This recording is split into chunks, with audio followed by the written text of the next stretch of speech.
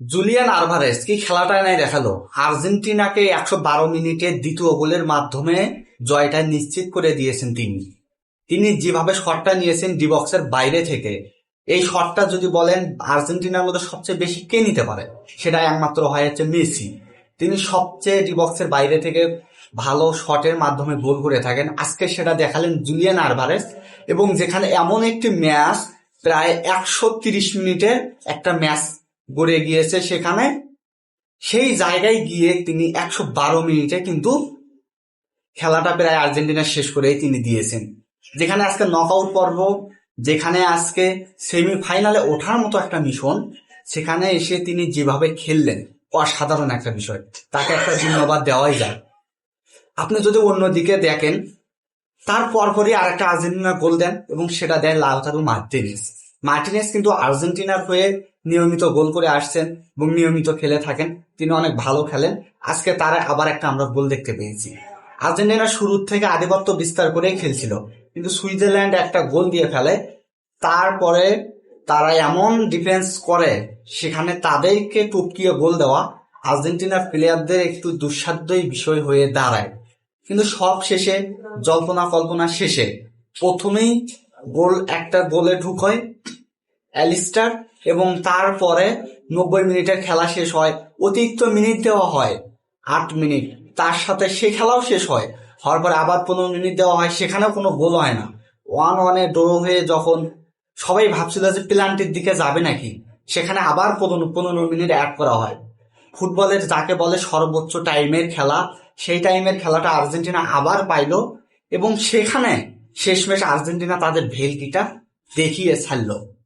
তারা যেভাবে বলা যায় গোল দিয়েছে, বিশেষ করে আমি যদি বলতে চাই মার্টিনেসের কথা, সেখানে যদি আমি বলতে চাই অ্যালিস্টারের কথা, এবং সবচেয়ে বেশি গুরুত্বপূর্ণ ভূমিকা যিনি বহন করেছে 2 নাম্বার গোল দিয়ে, জুলিয়ান আলভারেজ।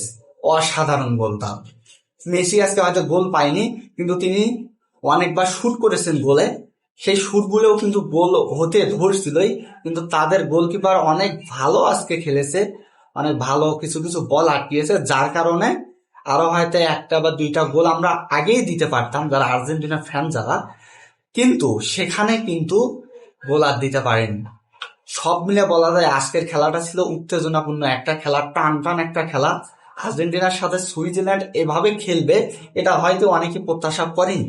সবাই ভাবছিল যে 90 মিনিট বা অতিরিক্ত যে 8 মিনিট দেওয়া হয়, এর ভিতরেই হয়তো খেলা শেষ হয়ে যাবে।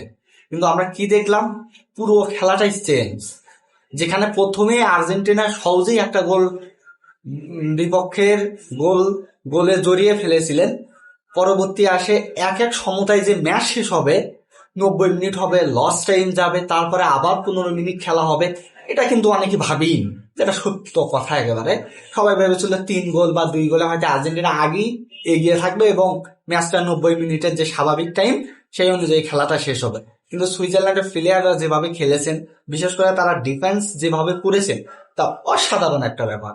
তাদের ডিফেন্স কোয়ালিটি, ধন্যবাদ তাদেরকে দিতেই হয়। তারা হয়তো এখান থেকে আউট হয়ে গিয়েছেন, কিন্তু তাদের খেলা কিন্তু অনেকে মনে রাখবে দর্শকরা। আর্জেন্টিনাকে অসংখ্য অভিনন্দন, তারা সেমিফাইনাল নিশ্চিত করেছে এবং পরবর্তীতে ইংল্যান্ডের সাথে সেমিফাইনালে খেলা পড়েছে। ইংল্যান্ডের সাথে আর্জেন্টিনা কেমন করে, শেষ হাসিটা কে হাসে এবং ফাইনালে কে যায়, ফাইনালে হয় ফ্রান্স অথবা স্পেনের সাথে আর্জেন্টিনা পড়বে, সেখানে কেমন খেলতে পারে, সব মিলে সেমিফাইনালে এবার আমাদের পরবর্তী থাকবে দেখার বিষয়। আর্জেন্টিনা কেমন খেলতে পারে, কেমন তাদের জয় ছিনিয়ে আনতে পারে, কিরকম ভাবে, সেটাই দেখার বিষয়। দর্শক, কমেন্ট বক্সে আপনাদের মতামত জানতে চাই।